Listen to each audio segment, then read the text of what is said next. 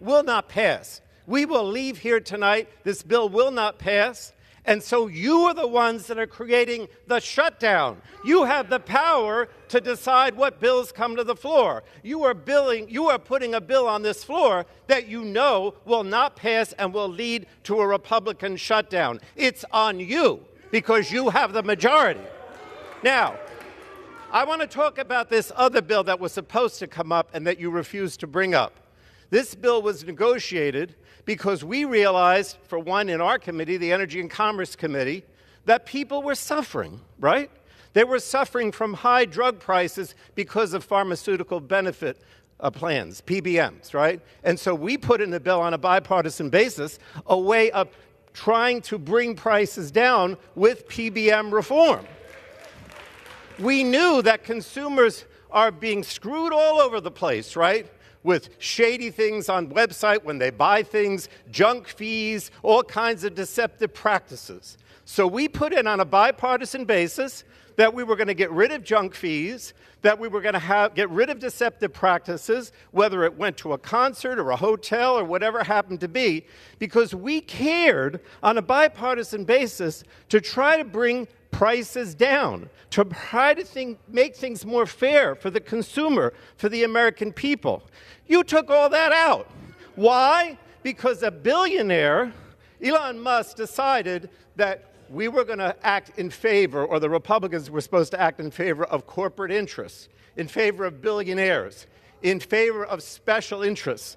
That's what's going on here. You jettisoned all the things that we worked on a bipartisan basis to try to bring prices down, be fair to the American people, protect the consumer, protect the environment, protect safety, and instead you decide to simply go ahead with something that you know will not pass, that will shut the government down. Don't tell me this is on our watch. This is on your watch. You're the majority. You're responsible. This is not going to pass. The government's going to shut down, and the American people are going to suffer because of you as Republicans. I yield back.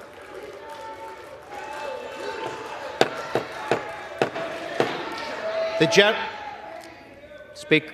Colleagues are reminded to direct their comments to the chair. The gentlewoman from Connecticut reserves. The gentleman from Oklahoma is recognized. Thank you very much, Mr. Speaker. You know, we've had a lot of talk about what's not in this bill. Maybe we ought to talk a little bit about what's in this bill. It keeps the government open, which my friends say they want to do, and I think they're sincere in that. This does that.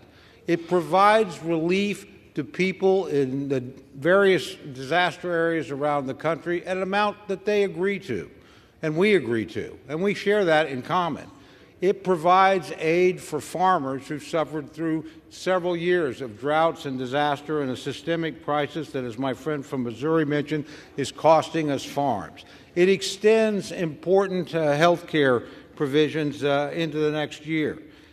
There's nothing in here you're against. There's not a single thing in this bill that you oppose. So if you can't vote for what you're for, please don't lecture us about what, if I had this and this and this, I'd vote for it.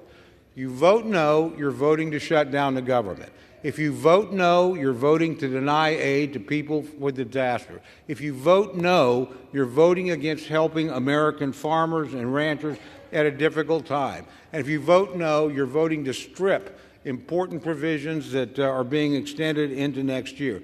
Why? Because you don't want to give the next president enough time to get organized. And you want to use the debt to leverage.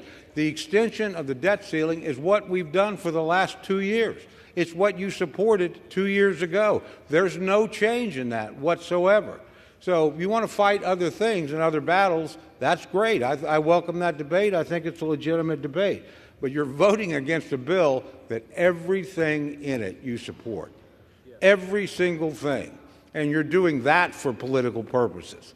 So please don't lecture us about that. We present something that keeps the government open, that provides aid to people, that provides support for farmers, that extends important provisions, and you're not opposed to any of that, and yet you're going to oppose the bill. And if a government shutdown comes, and I sincerely hope it does not, please don't tell us that those of us that voted to keep the government open while you voted to let it close are somehow responsible. That's just not the case. So, you know, I have a rule as a legislator. I never vote against a bill because of what's not in it. I vote on the basis of the bill that comes here, and then I fight for the other things that I think are important. And extending a debt ceiling that we've done for 2 years in a bipartisan fashion so you can use it as leverage against a new president is something you ought to reconsider as a political tactic. With that, I reserve the balance of my time. Gentleman reserved. Gentleman reserves. Members are reminded to direct their comments to the chair. The gentlewoman from Connecticut is recognized. Mr. Speaker, I yield 1 minute to the gentleman from Florida, Mr. Moskowitz. The gentleman from Florida is recognized for 1 minute. Thank you, Mr. Speaker. You know, denial is not just a river in Egypt. Let's talk about the last 2 years. It was the Democrats who raised the debt ceiling, not the Republicans last time. Many of you voted against it. It was the Democrats who kept over the government, not once, not twice, but every single time we needed to keep the government open, it was the Democrats who kept the government open. More of us voted for it than you. And all I've heard for the last couple of weeks about it, this giant mandate, landslide, trifecta. Put on your big boy pants, pass your own bill. We're only here because you guys can't agree amongst yourselves. So hold on a second. Democrats will keep government open for the American people. We will mediate the disagreements between that side of the room and that side of the room. We will do that for you, but you got to at least invite us to that meeting. So if you want us to solve your problem because you can't agree amongst yourselves, reach out. Thank you, Mr. Speaker. Time has expired. The gentlewoman reserves. Gentleman from Oklahoma. Thank you very much, Mr. Speaker. I reserve. Gentleman reserves. Gentlewoman from Connecticut. Mr. Speaker, I yield 3 minutes to the gentleman from Texas, Mr. Roy. The gentleman from Texas is recognized for 3 minutes. I thank the gentlelady. When I ran for Congress in 2018, the debt was $21 trillion. I was just texting with my son back home in Austin, who I haven't seen in quite a long time because I'm here trying to fight for him. When I got through cancer about 12 years ago, I made my promise to my kids that I would do everything I can to save this country. And what we're doing right now is to continue to double down on the things that are destroying the republic. We are going to increase the debt ceiling, not just $4 trillion, that's false. We have spent $4.7 trillion in additional debt in the last 19 months. We're going to increase the debt by $5 trillion. That's what's going to happen right here by Republicans, increasing the debt $5 trillion. And what are you doing in the same bill? $110 billion unpaid for.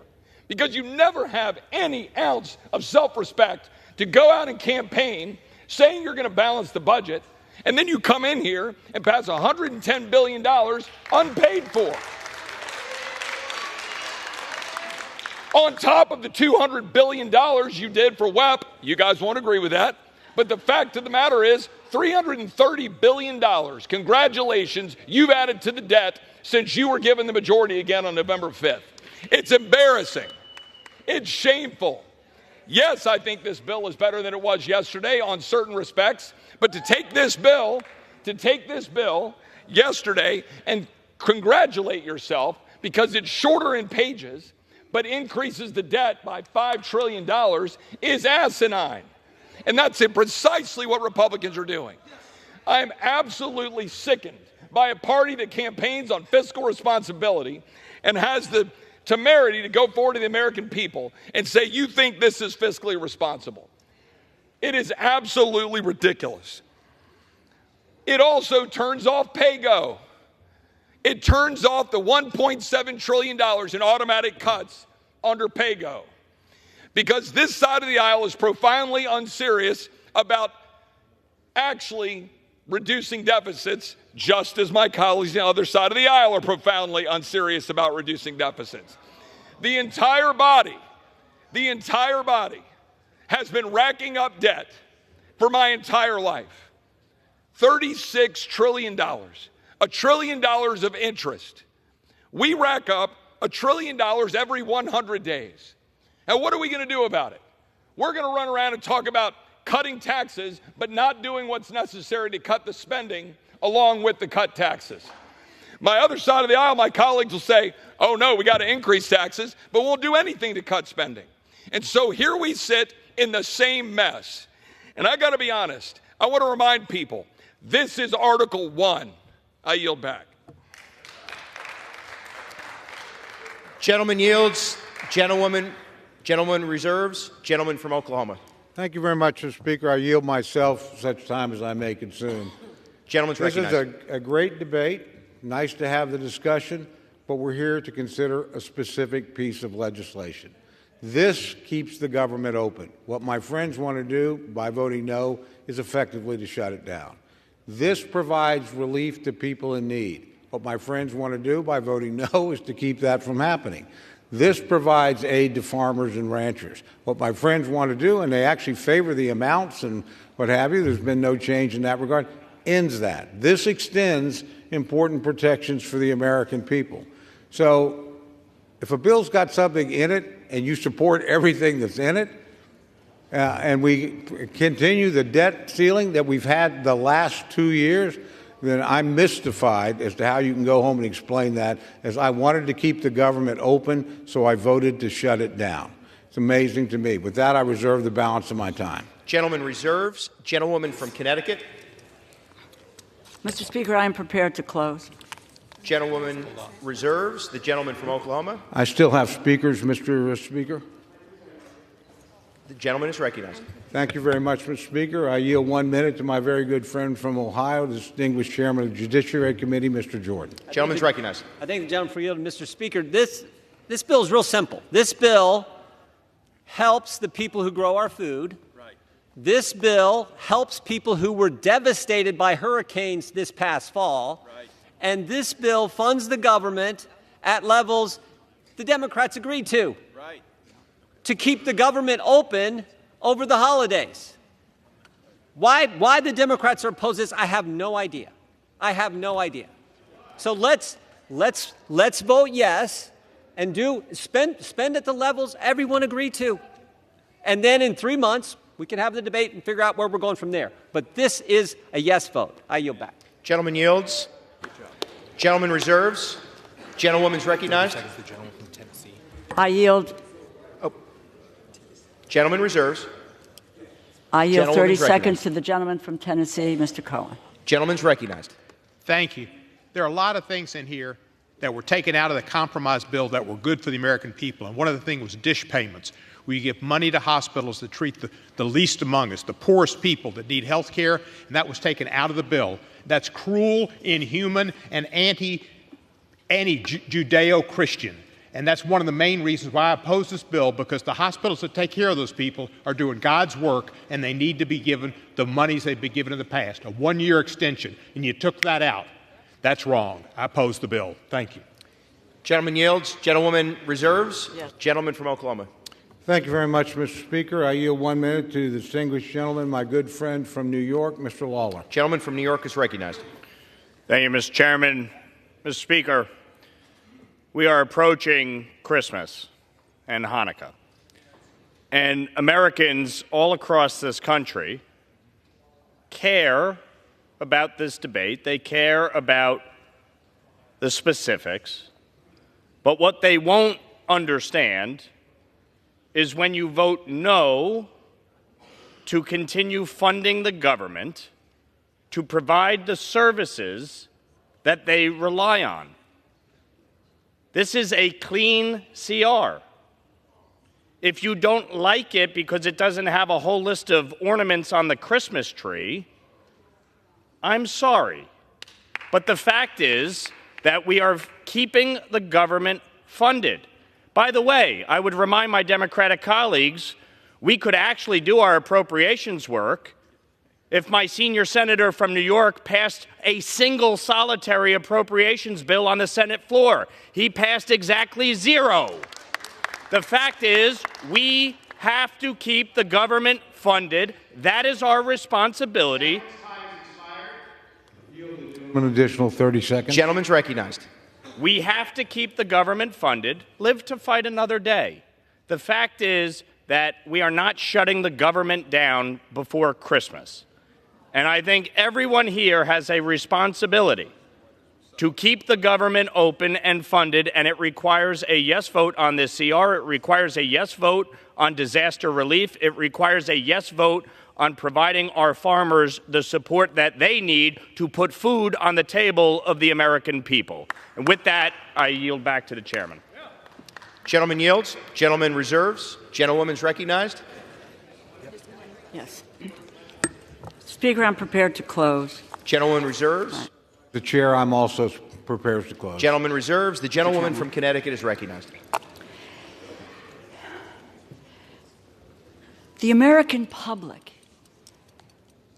has been clamoring for this body to work together, Democrats and Republicans, across the aisle, to do what is in the best interest of the American people. To that end, and to give credence to what the American people are clamoring for so they begin to have trust in us again and what we do in this body, is that we've been working since last August of 2023, on a supplemental disaster relief bill. We worked assiduously over the next several months, day in and day out. And I will just say to my colleagues on the other side of the aisle, I recognize I am part of what's called the Four Corners, and it was the Four Corners of the Appropriations Committee, Mr. Cole and myself and Senator Murray and Senator Collins, who wanted to get these bills done, the appropriations bills done, by December 20th, because we believed that we could have done it and get these bills done. We were told no. We were told no. That we had to have a continuing resolution that would carry us into next year.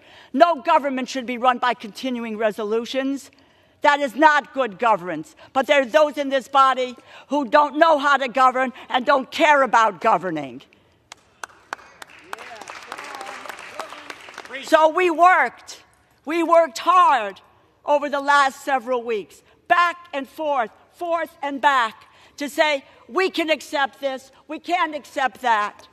We will do this, we will do that. We worked hard. And to talk about what some of my colleagues have said, the Democrats are in the minority in this body. When you have the pen, which is what the Republicans have, they write the bill.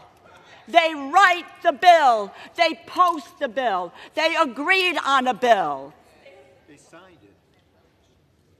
And you know what? They got scared because President Musk told them, President Musk said, don't do it. Don't do it. Shut the government down. Imagine. What does he know about what people go through is when the government shuts down? Are his employees furloughed? Hell no. Is he furloughed? No. And when you shut the government down, people don't get paid. And maybe if none of us got paid if the government shut down, some people on the other side of the aisle would feel differently about where we're going in this effort. We had an agreement. But you know, this is not different from what we've experienced over the last year and a half or so. Think about it. Biden, McCarthy, deal. Come together. Next day, walk away.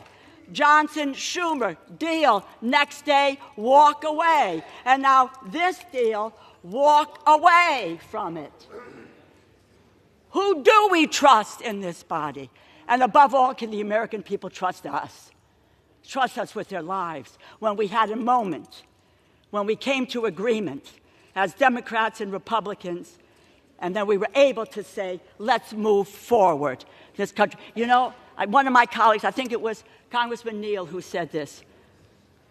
The only currency we have in this body is our word. That's our credibility. That's our bond with each other. And when you break that bond, you break the ability to try to come together and be able to govern on behalf of the people of this country. What was left out of this bill, I understand what's in it, but what's left out is unconscionable, particularly in the areas of maternal Gentlewoman's mortality. time has expired.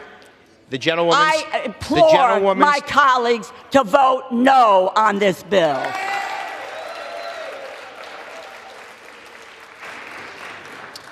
The gentlewoman yields. The gentleman from Oklahoma is recognized. Mr. Speaker, may I inquire how much time I have left?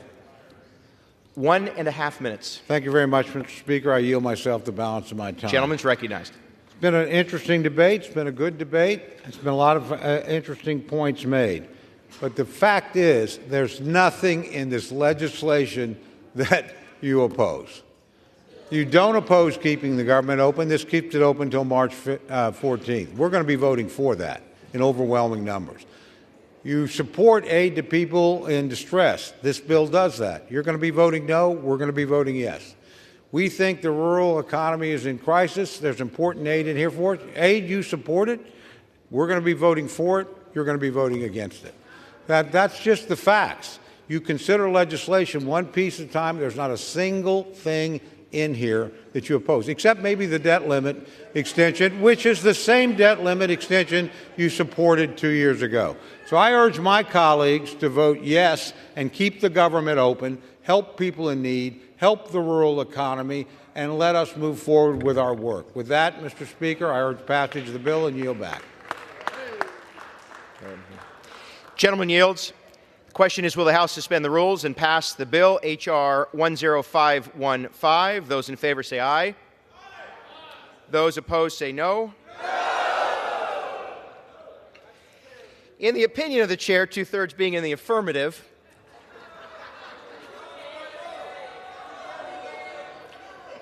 for what purpose does the gentlewoman from Connecticut seek recognition? Guess what? I request a recorded vote.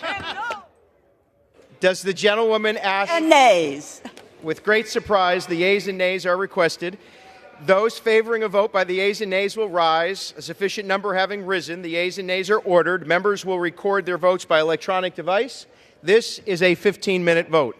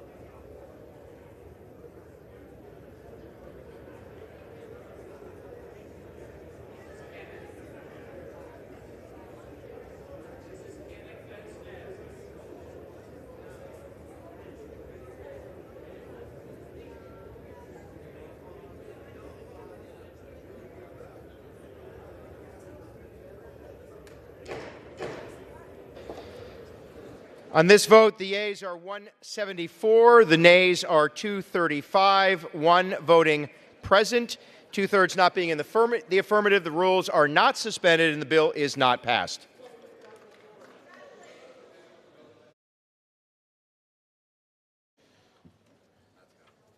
Oh, thank you. Pursuant to Clause 12A of Rule 1, the House will stand in recess subject to the call of the chair.